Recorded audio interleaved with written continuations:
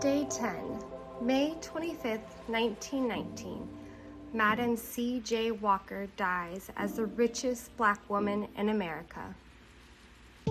A eulogy.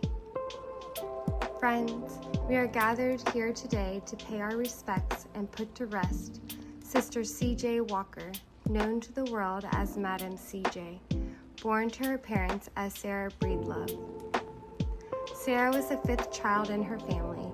Her brothers and sisters were born into slavery, while Sarah was the first child born free. But even though she was free, little Sarah worked like a slave.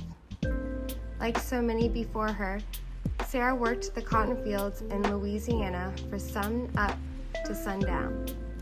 When she was just 5, Sarah pressed on after the loss of her mother and continued to press on when her father died just 2 years later.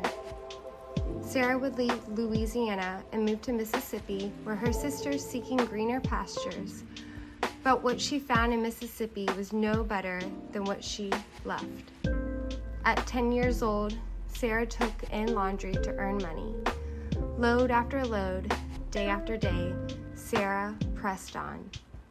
By 14, Sarah had a husband, and just 3 years later, they had a baby girl they named Leila.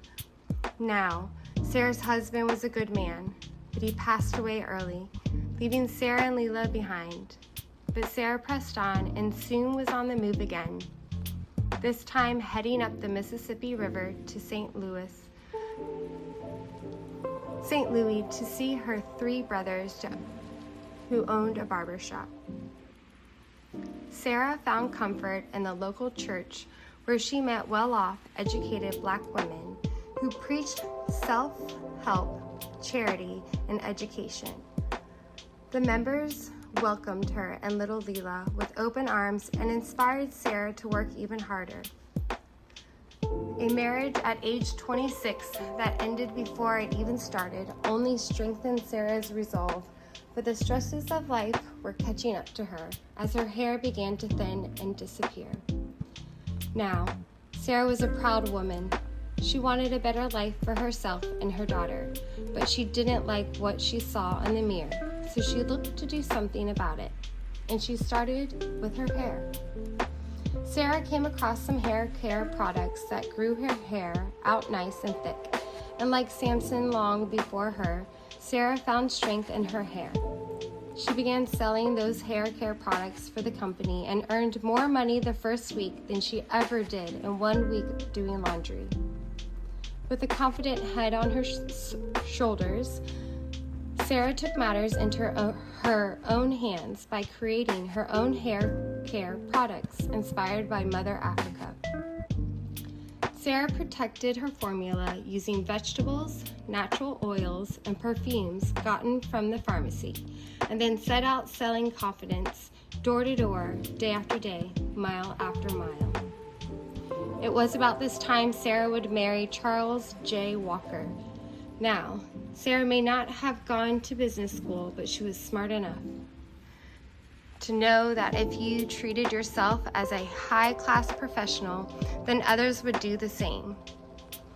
Born Sarah Breedlove, but known to the world as Madam C.J. Walker. Did Sarah tell Black women they had bad hair? No, she did not. Did Sarah use some high-fashion models to promote her products? No, she did not. No, friends, Sarah put her own face on her products, showing a proud Black face with a confident smile to the world.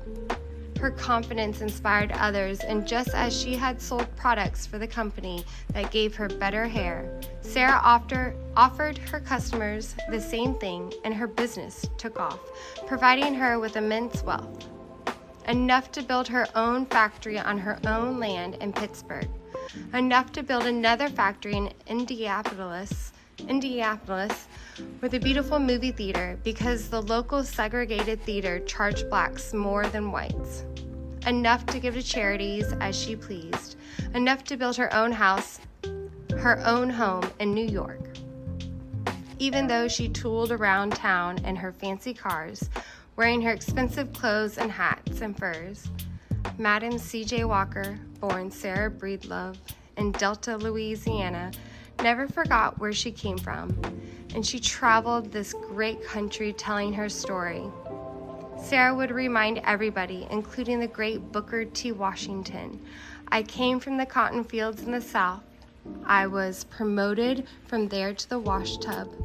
From there I promoted myself into the business of making good hair, making hair goods. I know how to grow hair as well as I know how to grow cotton."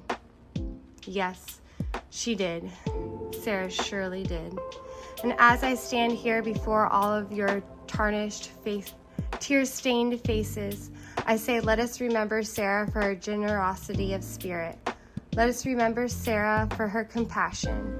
Let us remember Madam C.J. Walker as that little girl in the cotton fields, head covered by a handkerchief, pressing on as so many did before her.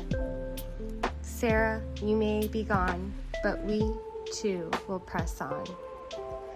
When Madam C.J. Walker died, her wealth was estimated at over $1 million. She was the wealthiest Black woman in the country at the time and one of the wealthiest Black Americans. She took great pride in building her company and spent as much time donating money to various organizations like the NAACP to support causes concerning the Black community.